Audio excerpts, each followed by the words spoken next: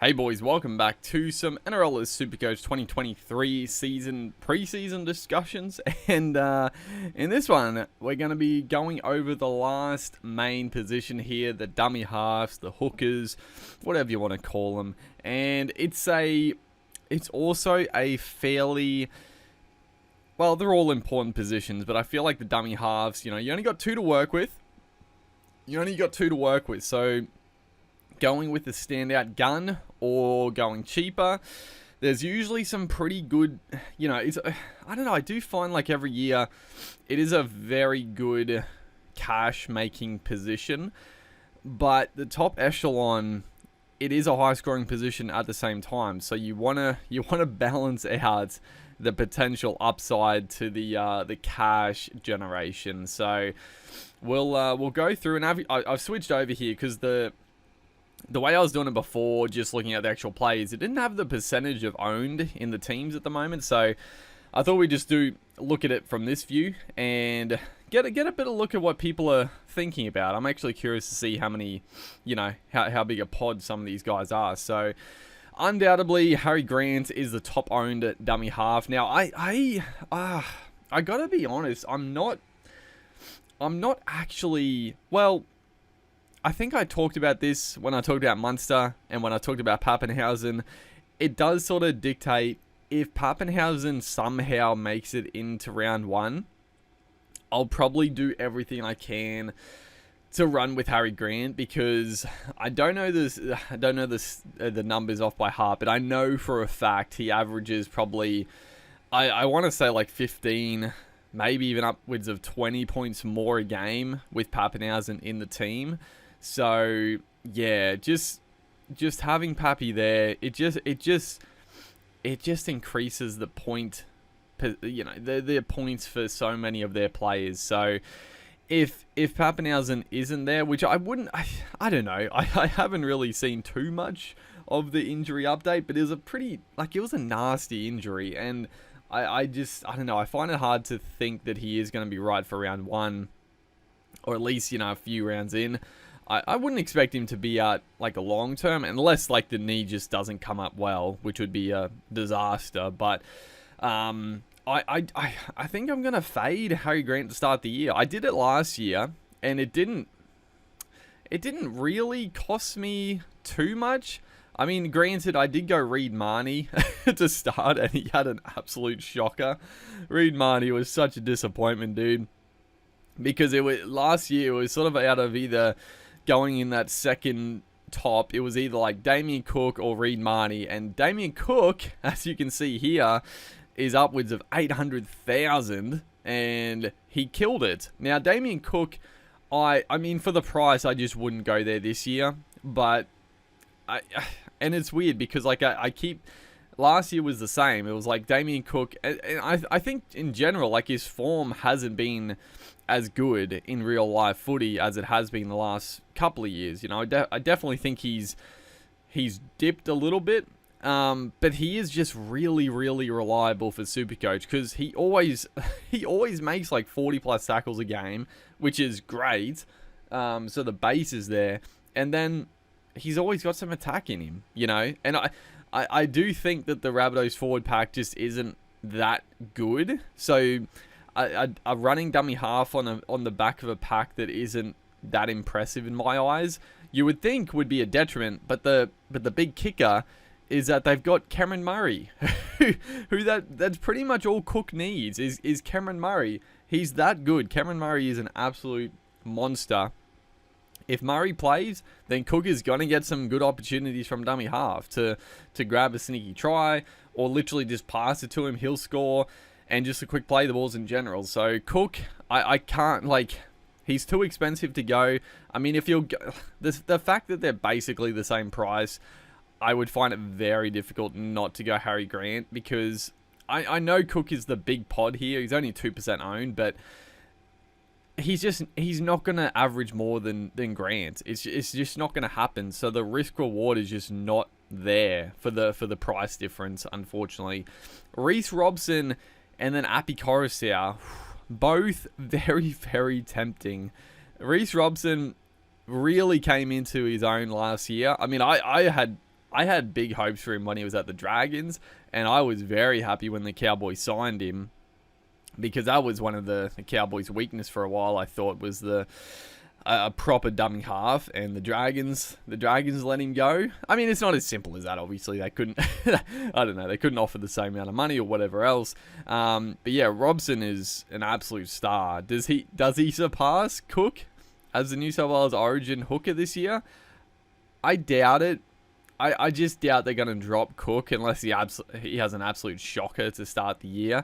I think Robson will be safe from Origin duties, but he's got to be close. He's got to be in calculations for that team. The Cowboys, they have a good draw to start the year. Robson, I mean, he's very Cook-like, if we're being honest, and the fact he's 100k less, he did average 10 points less a game, so it's fair enough that he's quite a bit less, but Reece Robson, he's a tempting prospect, but I gotta be honest, Api Coruscant, I can't remember when I talked about this, but I actually disagree. I've seen a few other people discuss dummy halves, and Api Coruscant in particular, and a lot of people seem to be under the illusion that Coruscant is going to be worse in terms of Supercoach wise at the Tigers than he was at the Panthers. I disagree. I disagree wholeheartedly. I think Coruscant potentially is going to get back into that top 2, top 3 dummy halves this year, because it's similar to the Reynolds situation in a way. I mean, Reynolds is a bit of a unique one, but a lot of people thought Reynolds going to the Broncos, he's going to a quote-unquote worse team, and that, he's probably not going to be very Supercoach friendly or whatever, and he wasn't, like, he was okay, but he was definitely better than a lot of people thought, and that's just the fact that the Broncos needed that type of guy there. He was in everything when he was playing. He was the main focus of their attack, and Coruscant is that guy.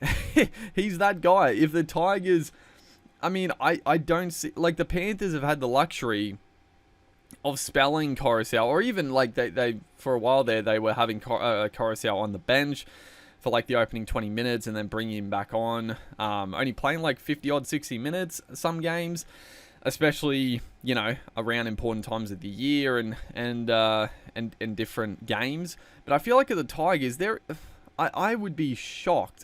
I would be shocked if the Tigers aren't playing Coruscant for 80 minutes. Now, the only factor here is if Coruscant, if his heart's not in it, maybe that's the only concern. But I don't know. I think Coruscant is gonna. I don't think he's that type of player. I know he made the joke and it wasn't a good one at the Tigers' expense at sort of their celebrations. But I think Coruscant's gonna. I think he's gonna put his 100% effort in, and he's going to be their main focus. And I actually think the Tigers, are they a top 8 team? Maybe. I do think their outside backs are pretty weak, but their forward pack, is pretty damn strong. Coruscant, in general, doesn't necessarily need, like, a killer forward pack going forward, because he's that creative, he's that shifty from dummy half.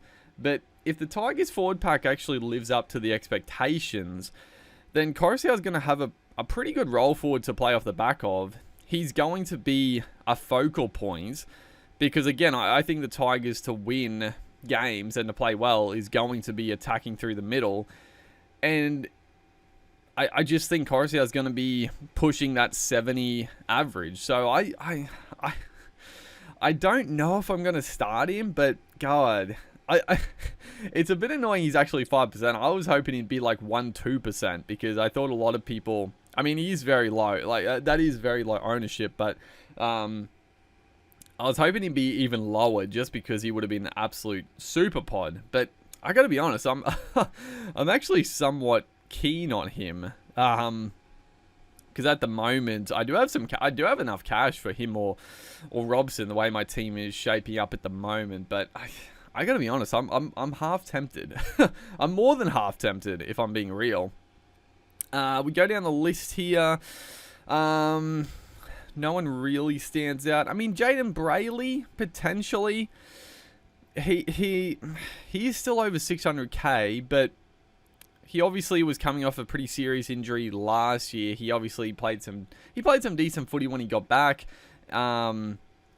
But he is a guy that potentially can average like that 60, 65, I think. So there's a bit of value there, but I just don't see the Knights being that dominant. And Brayley, I think he'll be a safe player, but for 600k, I think it's just, you know, I think there's better options either higher or lower for Brayley. But he's, you know, potentially if he strings a whole season together, we could see some good things from Brayley. Because I mean, it's been said for a long time that he potentially is the better out of him and Blake. I mean, Blake is a tackle machine and very solid, but Jaden does have quite a bit of skill around the ruck. So I wouldn't be surprised to see him absolutely kick on to start the year, but it comes down to how the Knights perform, which is, I don't hate the Knights team this year, but the forward pack is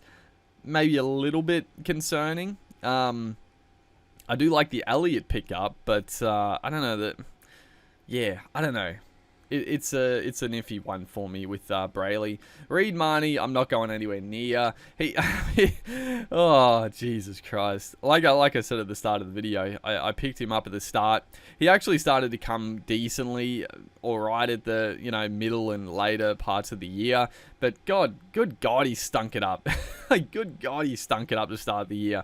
I actually remember, I look back on my round 1 review, and I think he scored like 30 odd points, and he kicked a fucking 40-20 in that game, and I am still baffled at how he only got 30 odd points. I actually think the scorers stuffed him over, because I don't know how that was possible, but yeah, he killed me last year. I think he's a little similar to Coruscant in the fact that he's going to the Dogs, and I think they're going to be a bit more reliant on someone like a Marnie to be a bit more creative, and you know, he's got to make his tackles and whatnot. But yeah, I'm just not going there. I'm not going there. Lockie Croker, I mean, he was a bit of a revelation at the Seagulls last year, but I think he was a bit of an overachiever, if I'm being honest. I still don't think he's that flash hot.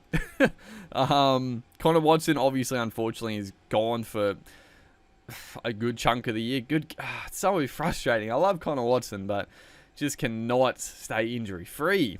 God, picking up like a preseason injury has to be the absolute worst too. Even if he didn't get injured, I mean, he definitely wasn't a pickup, because Brandon Smith would have been playing big minutes, and Watson would have been a good utility, but not 550k. Sam Verrills, a bit unknown, I would say. You don't really know how he's going to go at the Titans. Is he actually Supercoach relevant? Who knows? At 550k, it's too hefty to take the punt on. Aaron Clark is the guy that I had as my backup dummy half at the moment, or I still want Aaron Clark. I actually think he is a really good value pickup. It seems like he's going to get that starting lock spot. I think that they finally realized that, yes, Tino is just a prop, and a very good prop at that. Like, honestly, one of the best in the comp. And Aaron Clark just offers that little bit more at lock. Like, he's a solid defender, but he's got that, you know, Jazz Tafunga, like, you know, bumps off tackles, gets an offload, and that shit's Supercoach gold. Like, tackle breaking and offloading, they're just easy points. And I think Aaron Clark, starting at lock, I think should play big minutes, and I really want him in the team. It's just a matter of, do I pick him up in the second row, or do I have him as my second dummy half? Because, like I said, I actually am very tempted by Coruscant. But again, that's another, what is that, another 100k, 150k, whatever it is. So, or a bit more than that, actually. So, yeah, I don't know. I really want Aaron Clark in the team. So, at the moment, I do like him as a second dummy half. I think him and Brandon Smith are really good value, and both potentially keepers, honestly. Probably one of them, if they get off to a flyer, is definitely going to be an upgrade for hopefully Harry Grant later in the season. But see how it pans out. But that's at the moment, that's where I'm looking. But maybe it does suit to have Aaron Clark as one of my back row options, a bit cheaper, and then we can spend the money a bit more astutely in other positions. Who knows? But yeah, let's have a look. Any other options standing out? I don't think there's too much around this 400k. Tommy Starling again. Oh, I mean, Starling, if he got that starting spot, like, yeah, he'd be a good pickup, but it doesn't seem like it.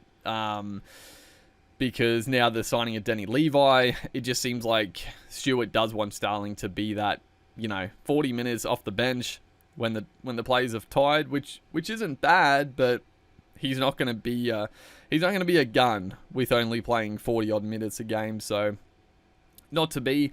Josh Hodgson, I gotta be honest, 12% of people have Hodgson, which is pretty insane, but he is 385k. I mean, that's incredible value, and I mean, he's gonna make money. There is no shot that Hodgson doesn't make money at the Eels, because I mean, he'll make 40 tackles a game, and then he's always, like, I say this so many times, but he's always been a ball hog. Like, he always tries to do so much from dummy half. He's gonna get try assists, he's gonna get the odd try, he's gonna get the sneaky 40-20 at times. So I think Hodgson is really good value, and it is a gamble though. It is a gamble, but I don't think they've really got. Yeah, I don't think the Eels really have another dummy half. Like, from memory, I'm sure they got some other young guys, but from memory, like, they're 17. I don't think they've got like a backup dummy half. So if Hodgson is looking like playing 80 minutes, I gotta be honest, I think I'm gonna go him as my second dummy half, and then if I do that, Aaron Clark can go back into the back row, and then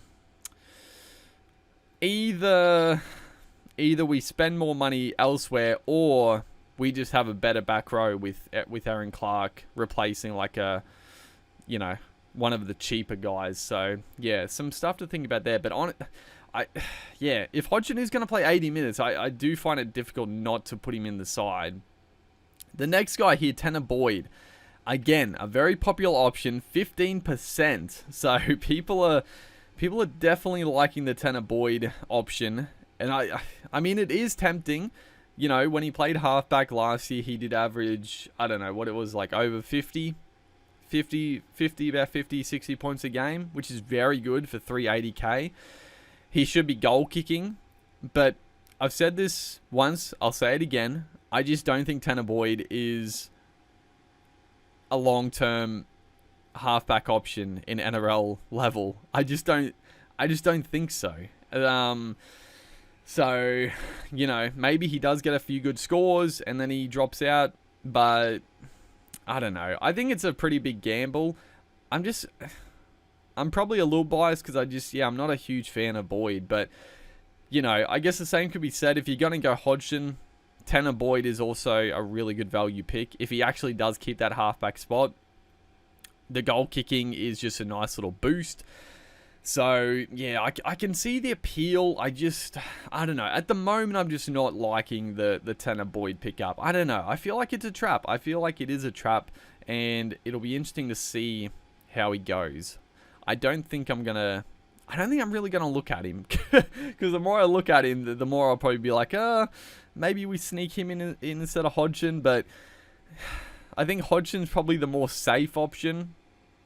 And Tanner Boyd maybe has a bit more upside. I don't know. Honestly, I don't know. Mitch Rain. I guess Mitch Rain is a potential backup to Hodgson if he gets a bench spot. But yeah, I'll look at the bench.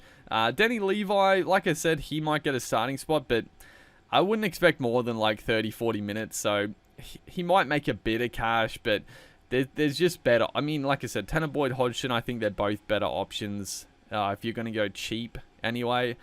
Zach Wolford, he's the other guy that's probably fighting it out with Danny Levi for that starting spot. But, I mean, Wolford's not going to... If he was playing 80 minutes, yeah, but he's not going to, so not really appealing. Mitch Kenny, and where is there anyone else of note? I guess Corey Pakes, potentially, but where is Sonny Luke? So, the Mitch Kenny, Sonny Luke one. So, it's weird, right? Like, there's a dummy half spot open at the Premiers, the back-to-back Premiers, and it's really difficult to get one of these guys, I think, anyway. I think a lot of people are going Sonny Luke because I heard that Sangster for, on Nrl Supercoach said that there's a good mail that Sonny Luke's going to play like 60 minutes. I gotta be honest, I don't think Sonny Luke is that good. I saw him quite a bit in the World Cup, and the man cannot tackle. Like, he gets bumped off constantly. And if the Panthers are actually going to try to play Sonny Luke for like 60 plus, I think their middle defense is going to be way worse because, yeah, defensively, I think he's very weak, if I'm being real. So, I mean, he's almost bottom dollar. So it is tempting because, again, like, he's got all the skills. He is a very shifty dummy half. He's very quick. He's got that upside of tries and try assists and whatnot. But I don't know. And then Mitch Kenny's only 300k as well. So which one of these guys gets the minutes? You would think whichever one of them gets the minutes, they would be a good option. But I got to be honest, I think they're both not great options. I don't know. I mean, Kenny, if he gets big minutes, he'll be a tackle machine. So, he'll average okay, and he'll score some pretty safe points, but I don't think he's got huge upside. Yeah, I don't know. These two are a wait and see for me. Like, if we get better mail and in the trials, and even the World Club Challenge is coming up, I'm interested to see how the Panthers line up for that one. But if we get a better indication of who's going to play big minutes, I mean, honestly, if Kenny is the guy that's going to play big minutes, at 300k, it would be very tempting to pick him up because he's going to make, if he plays big minutes, he'll make 40 tackles a game, and if he just has a couple of attacking stats here and there, like, he'll jump up some cash. So I personally think Kenny is potentially the better option, but I don't know. It's interesting because there's a big hole to fill. Like, there's a massive hole to fill for the Panthers there, but who the hell is it? I don't know. Are they both just going to share 40 minutes and average shit all? I don't know.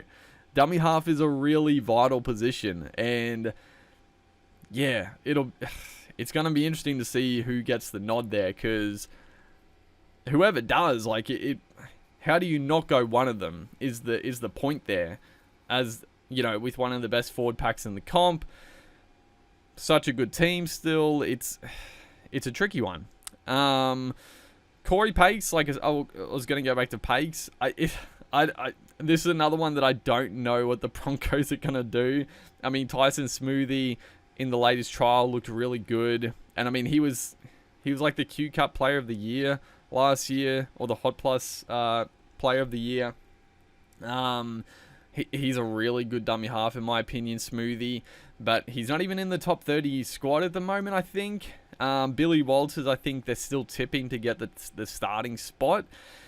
But I do think Corey Pakes is a better player. So again, it's a wait and see. If something happens and Corey Pakes does get that spot, again, at like 270k, it'd be tempting to go him. And that's what I'm talking about. Like, there's so many good value dummy half positions that it's hard to go like a genuine gun out the gate, I feel, because there's just so much money to make in the dummy half role. Ray Stone, I'm sort of off Stone because of the fact that he's not going to get a starting spot, and I mean, he'll make money for sure, but I don't think he's going to make a lot of money. He'll be a bit of a plotter, and again, I think there's better options. I mean, I think taking a punt on Sonny Luke for cheaper or Mitch Kenny for a little bit more is just far better value than Corey Pakes. So, yeah. I mean, Ray Stone, I should say. He's 29% owned, which is wild. Anyone else down the list here? Tyson Smoothie, who I just mentioned, but I don't think he's going to get much game time, if any. I don't know. And they also have Blake Moser, the young star as well. But, I mean, the looks of Moser, I mean, he is going to be a player, but he does look a little bit not ready, I would say, for NRL, the grind of NRL. Maybe later in the season he does get a chance to come in, but not at the start, I don't think. And then I think that's pretty much it. Yeah, a lot of options. I mean, Brandon Smith. Did I even talk about Brandon Smith? I don't think I did. I think Brandon Smith is like an absolute slam dunk. I don't see how people can't go Brandon Smith. I mean, I don't like to tell people to go a certain player, but, you know, he's going to play big minutes at such an attacking potential team in the Roosters that love attacking up the middle. I think Smith is in for an absolute field day. He's in 51% of teams. I think that's pretty damn fair. And then the second one, I mean, I love Aaron Clark, but I can definitely see myself shifting Clark to the back row with some of the other options. I still like the Coruscant potential pickup, but again, I think there's some better value because, like I said, Hodgson, if the Eels are lining up with like no utility, then Hodgson is really tempting. Tanner Boyd, again, I understand the appeal. And then it's a wait and see on sort of the Kenny and Sonny Luke situation. Like, I think either of those guys could be really good money makers as well. So, yeah, the dummy half, it's an interesting one. I'm interested to hear if there's any other guys you know, potentially going. I mean, Reece Robson as well, like with the Apicorosia potential. Both pretty potish as well, which is nice. But, yeah, hopefully you guys are enjoying the Supercoach action. This is obviously the final team or position discussion. Well, I don't know. I might have some more videos. I'll probably go in like an updated team of mine, and then I'll in the next video I'll probably talk about. I'll set up some leagues because I haven't done that yet, but I'll set up like quite a few leagues and drop the codes and whatnot, and we'll have some other videos coming up. But hopefully you guys are enjoying. Make sure to like and comment, and I'll see you in the next one.